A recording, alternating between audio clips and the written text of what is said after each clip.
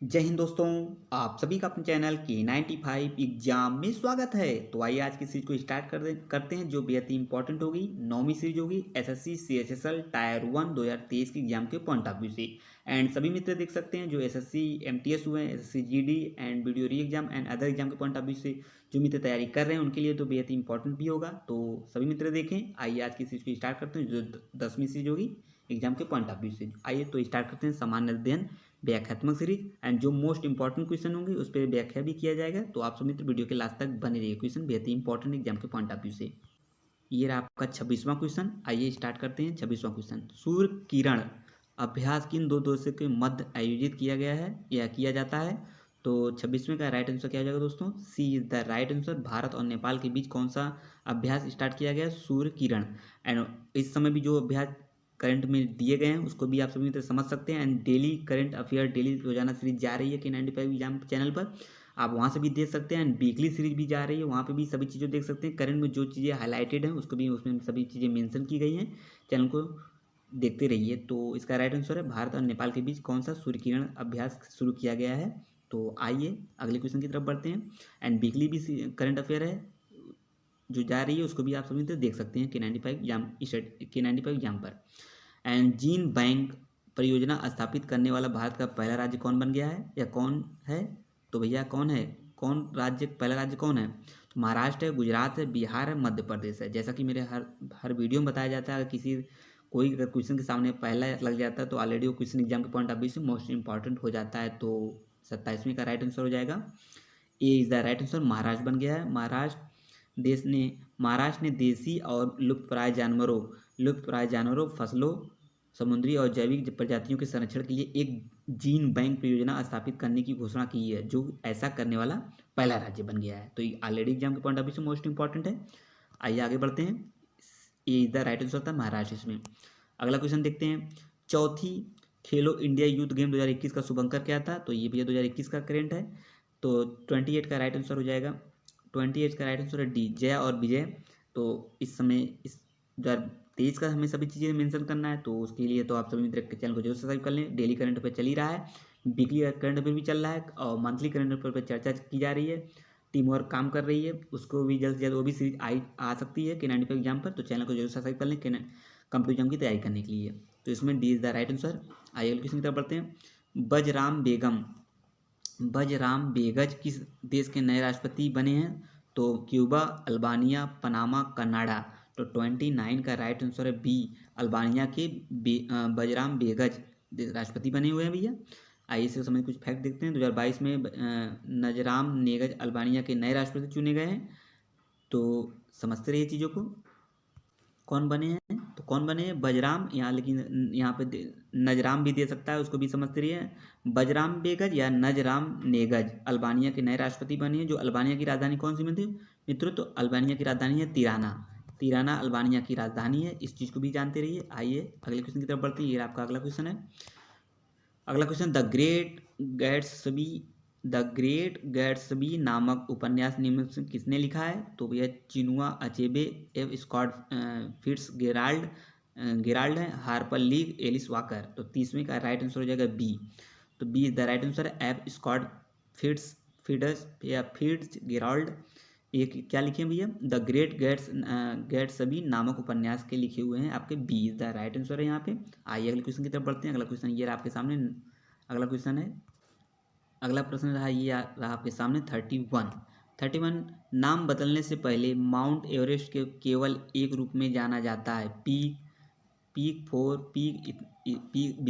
Peak ये and आपका second and peak XV and PX।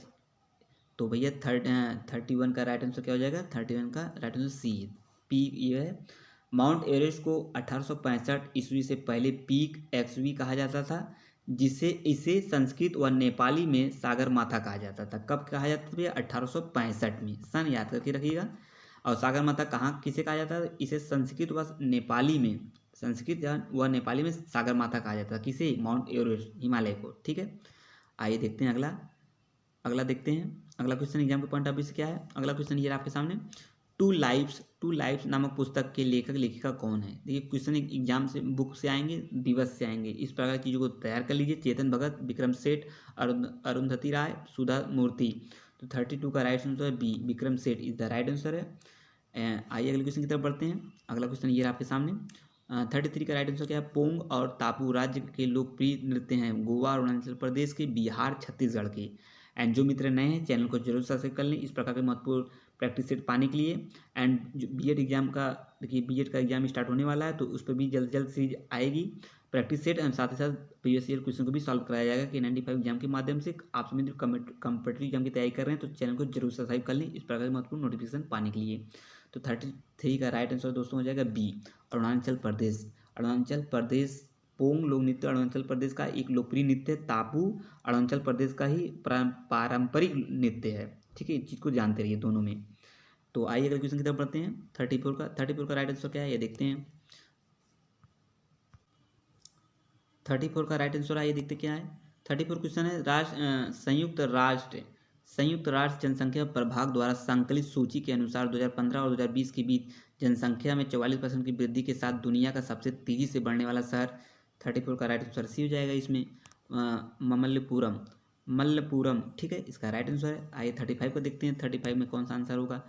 एक तरल की आपेक्षिक स्पष्टता रिलेटिव क्लैरिटी का माप है। कंपोस्टिंग, अविलता, चालकता, अपचयन। तो 35 का राइट आंसर हो जाएगा बी, तो अविलता का इसका राइट आंसर है।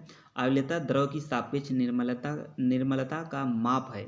अविलता अलग अलग कणों के कारण किसी तरल पदार्थ की मेघाच्छन्नता तथा या कह सकते हैं अस्पष्टता होती है। किसकी, ये आपकी आपेक्षिक अस्पष्टता यानी रिलेटिव क्लैरिटी की बात कर रहा है दोस्तों। आइए अगले क्वेश्चन की तरफ बढ़ते हैं। 36 का राइट आंसर आइए देखते हैं क्या है। 36 का क्वेश्चन क्या कह रहा है दोस्तों। मध्य प्रदेश सरकार द्वारा करिश्मा यादव के लिए एक विक्रम पुरस्कार 2019 में सम्मानित किया गया था। तो 36 का राइट आंसर हो जाएगा ए, हॉकी की। ठीक है, आइए आगे बढ़ते हैं, अगले क्वेश्चन की तरफ बढ़ते हैं। अगला क्वेश्चन क्या कह रहा है एग्जाम के पॉइंट ऑफ व्यू से, उसे देखते हैं। एंड जो मित्र नए चैनल को जरूर सब्सक्राइब कर लें इस प्रकार के महत्वपूर्ण नोटिफिकेशन पाने के लिए। एंड वीडियो अच्छा लग रहा है तो चैनल को जरूर कमेंट सब्सक्राइब कर लें। एंड साथ ही साथ कमेंट बॉक्स में जरूर कमेंट करें कि सीरीज कैसी चल रही है, एंड कोई सुधार चाहते हैं उसके भी कमेंट बॉक्स में कर सकते हैं। और आज की इस सीरीज को ज़्यादा से ज़्यादा दोस्तों ग्रुप में शेयर करें ताकि सभी चीज़ें पता चल सके, कि नोटिफिकेशन जा सके की तैयारी कराई जा रही है कि 95 एग्जाम के माध्यम से। SSC MTS, SSC CHSL and SSC GD and UP BEd का एग्जाम होने वाला है दोस्तों, उस पर भी तैयारी की जा रही है previous year question practice set के एग्जाम के पॉइंट ऑफ व्यू के लिए। तो दोस्तों आइए आगे बढ़ते हैं। आप सभी मित्र वीडियो के लास्ट तक बने रहिएगा, क्वेश्चन बेहद इंपॉर्टेंट है। ये रहा आपका अगला प्रश्न है। अगला प्रश्न है 37वां। मृदुला सिन्हा जिनका नवंबर 2020 में निधन हो गया है, पहली महिला राज्यपाल थी, कहाँ की थी। 37 का राइट आंसर हो जाएगा बी, गोवा की ये पहली महिला राज्यपाल थी। इस चीज़ को जानते रहिए। आइए आगे बढ़ते हैं। अगला क्वेश्चन क्या है, ये रहा आपका अगला प्रश्न है। अगला प्रश्न है 38वां। आमतौर पर बृहद ज्वार भाटा और लघु ज्वार भाटा के बीच दिन का अंतराल होता है। ज्योग्राफी का बेहद ही इंपॉर्टेंट है क्वेश्चन है। 2, 4, 9, 7। तो 38 का राइट आंसर हो जाएगा, 38 का राइट आंसर डी दोस्तों। कितनी बार तो बताइए जरूर। तो इसका राइट आंसर दोस्तों क्या होगा, 7, यानी D is the right answer 7। आइए इससे संबंधित कुछ फैक्ट देख लेते हैं, यहाँ से क्वेश्चन बनेंगे एग्जाम में। चंद्रमा सूर्य एवं पृथ्वी के गुरुत्वाकर्षण बलों के संयुक्त प्रभाव के कारण समुद्र के स्तर की वृद्धि और गिरावट देखी जाती है, जिसे ज्वार भाटा कहते हैं। इस चीज को जानते होंगे, ये थ्योरी हो गई। सामान्यतः बृहद और लघु ज्वार भाटा के मध्य 7 दिनों का अंतराल होता है। ये चीज़ इंपॉर्टेंट है एग्जाम के पॉइंट ऑफ व्यू से। तो आइए आगे बढ़ते हैं, अगले क्वेश्चन की तरफ बढ़ते हैं। अगला प्रश्न ये रहा आपके सामने। क्वेश्चन है फिल्म में सर्वश्रेष्ठ गीत के लिए गुलजार को 66वें फिल्म फेयर पुरस्कार से सम्मान किया गया। तो 39वें का राइट आंसर हो जाएगा डी, छपाक के लिए। तो आइए अगला क्वेश्चन बढ़ते हैं। ये लगा 40वां क्वेश्चन। 4 से 10 दिसंबर 2022 के मध्य संपन्न भारत बांग्लादेश की एक दिवसीय श्रृंखला 2022 के संबंध में कौन सा तथ्य सही नहीं है। तो 40वें का राइट आंसर हो जाएगा दोस्तों C is the right answer. Ishan Kishan player of the match चुने गए हैं। ये 40वें का राइट आंसर करंट से संबंधित है। आइए आगे बढ़ते हैं, अगला क्वेश्चन देखते हैं। जो एग्जाम के पॉइंट ऑफ व्यू से मोस्ट इंपॉर्टेंट क्वेश्चन होगा उस पर संबंधित व्याख्या किया जाएगा। जैसा कि पहले बताया गया, सीरीज व्याख्यात्मक सीरीज चल रही है जो बेहद इंपॉर्टेंट होगा एग्जाम के पॉइंट ऑफ व्यू से, उस पर सभी चीज़ें व्याख्या किया जाएगा। तो आप मित्र वीडियो के लास्ट तक बने रहिएगा, सभी चीज़ें बखूबी ढंग से चल रही हैं के 95 एग्जाम पर।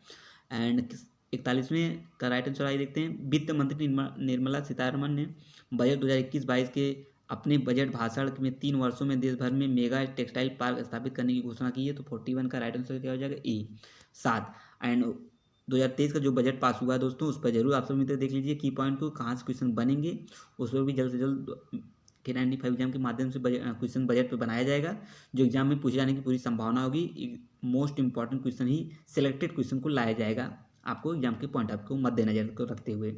आइए आगे देखते हैं, 42वां क्वेश्चन देखते हैं। 42वां क्वेश्चन क्या कहता है एग्जाम के पॉइंट ऑफ व्यू से?